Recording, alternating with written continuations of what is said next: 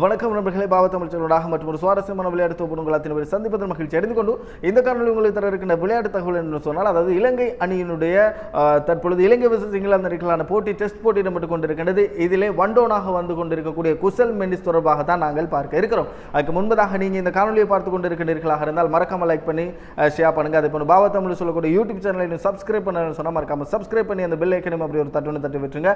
காரணம் நான் போடுகின்ற ஒவ்வொரு வீடியோவும் உங்களுக்கு நோட்டிஃபிகேஷனில் வந்து மிப்பாங்க. இந்த வீடியோக்குள்ள போகலாம்.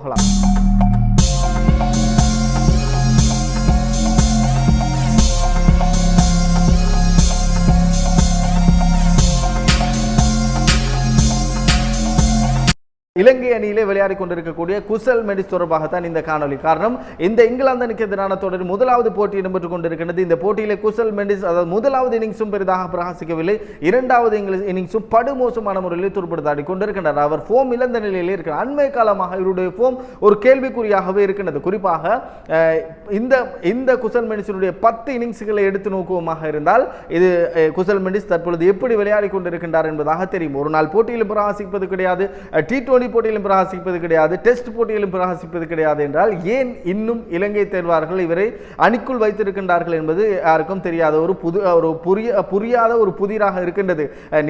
நீங்கள் குசல் மெண்டிஸினுடைய தீவிர ரசிகனாக இருக்கலாம், அது எனக்கு பரவாயில்லை. ஆனால் உண்மையை பேச வேண்டும். குசல் மெண்டிஸிடம் ஆள் பலம் இருக்கின்றதா அல்லது அரசியல் பலம் இருக்கின்றதா, பலம் இருக்கின்றதா? அவருடைய இலங்கை கிரிக்கெட் சபை பொறுத்தவரையிலே, குறிப்பாக இலங்கை கிரிக்கெட் சபை ஏதாவது ஒன்றுக்குத்தான் மதிப்பளிக்கும். அதாவது பணபலம் அல்லது அரசியல் பலம் அல்லது ஆள்பலம், இது மூன்றிலே ஏதாவது ஒன்றுக்கும் மதிப்பளிக்கும். ஆனால் திறமைக்கு மதிப்பளிப்பது கிடையாது. அண்மை காலமாக இலங்கை கிரிக்கெட் சபையினுடைய நிலைமை அப்படித்தான் இடம்பெற்றுக் கொண்டிருக்கின்றது.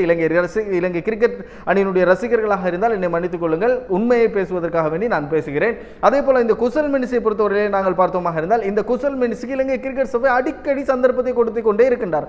ஆனால் ஒரு 1-2 போட்டிகளில் விளையாட தவறுகின்ற குசல் பெரேராவை அணிக்குள் இணைத்துக் கொள்வது கிடையாது. அதே போல இன்னும் இருக்கக்கூடிய ஒரு சில வீரர்களை அணிக்குள் இணைத்துக் கொள்வது கிடையாது. குசல் பெரேராவை சரி அணிக்குள் இணைத்துக் கொள்ள தேவையில்லை. அதற்கு பதிலாக புது வீரர்கள் இருக்கின்றார்கள், மிக சிறப்பான முறையில் விளையாடக்கூடிய வீரர்கள் இருக்கின்றார்கள். அவர்களை அணிக்குள் கொண்டு வரலாம். இந்த பெர்னாண்டோ இளம் துடுப்பாட்ட வீரர் இருக்கின்றார், அவரை அணிக்குள் கொண்டு வரலாம். இப்படி யாருக்கும் அந்த இடத்தை கொடுக்காமல் அவரும் ஒழுங்காக விளையாடாமல் மிக மிக ஒரு கேவலமான ஒரு நிலையை மேற்கொண்டிருக்கின்றது இலங்கை கிரிக்கெட் சபை என்றுதான் நாங்கள் கூற வேண்டும். இந்த தவறு இலங்கை கிரிக்கெட் சபையின் மீது உள்ளதா அல்லது குசல் மெண்டிஸின் மீது உள்ளதா அல்லது குசல் மெண்டிஸை ஆதரிக்கின்றவர்கள் மீது உள்ளதா என்பதாக தெரியவில்லை. அண்மை காலமாக குசல் மெண்டிஸினுடைய அந்த 10 இன்னிங்ஸ் டெஸ்ட் இன்னிங்ஸ்களை நாங்கள் எடுத்து நோக்குவோமாக இருந்தால், ஒரே ஒரு போட்டியிலே மாத்திரமே 93 ஓட்டங்களை பெற்றுக் கொண்டிருக்கிறார். மற்ற டெஸ்ட் போட்டிகள் அத்தனையுமே 16, 12, 13, 1, 0, 3, 6 என்பதாகத்தான் அவருடைய பெறுபேறுகள் இருந்து கொண்டிருக்கின்றது. இப்படிப்பட்ட 10 இன்னிங்ஸ்களில் இப்படி சொதப்பக்கூடிய இந்த குசல் மெண்டிஸை ஏன் இப்படியான ஒரு உத்தியோகபூர்வமான, அதுவும் ஒரு மிக முக்கியமான ஒரு போட்டியில் இப்படி இவரை இன்னும் பயன்படுத்தி கொண்டிருக்கின்றார்கள்?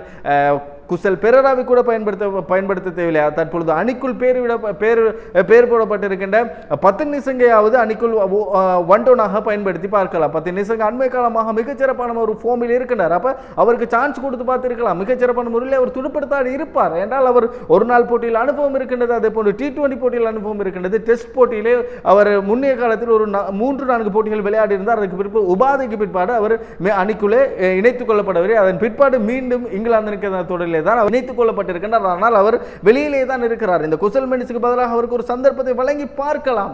இலங்கை கிரிக்கெட் சபை என்னதான் முடிவெடுத்திருக்கின்றார்களோ எனக்கு தெரியாது.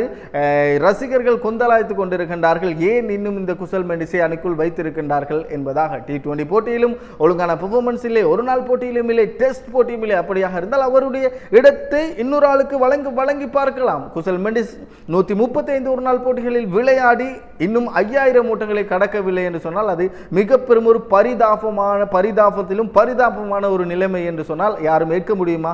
135 போட்டிகளில் விளையாடி இருக்கின்றார், ஆனால் 5000 ஓட்டங்களை இன்னும் கடக்கவில்லை என்பதாக நாங்கள் இப்படியாப்பட்ட ஒரு வீரருக்கு தான் இன்னும் இலங்கை கிரிக்கெட் சபை வாய்ப்புகளை அள்ளி வழங்கி கொண்டிருக்கின்றார்கள். பார்ப்போம். இப்படியாக போனால் இலங்கை கிரிக்கெட் சபையினுடைய நிலைமை என்னவாகும் என்பது கேள்விக்குறி. குறிப்பாக திறமையான முறையிலே பெர்ஃபார்மன்ஸ் பண்ணக்கூடிய வீரர்களுக்கு வாய்ப்பு அற்ற நிலைமையிலே தான் தற்பொழுது இலங்கை கிரிக்கெட் சபை செயலை செய்து கொண்டிருக்கின்றது. பொறுத்திருந்து பார்ப்போம். இதற்கு பிறகாவது இலங்கை கிரிக்கெட் சபை திருந்துவார்கள் அல்லது இரண்டாவது போட்டியிலும் இலங்கை அணி தோற்றாலும் முதலாவது போட்டியில் பரவாயில்லை, இரண்டாவது போட்டியிலும் நாங்கள் குசல் மெண்டிஸுக்கு தான் சான்ஸ் கொடுத்து மண்ணா போவோண்டு இலங்கை கிரிக்கெட் சபை நினைக்குமோ என்று நாங்கள் பொறுத்திருந்தால் நாங்கள் பார்க்க வேண்டும்.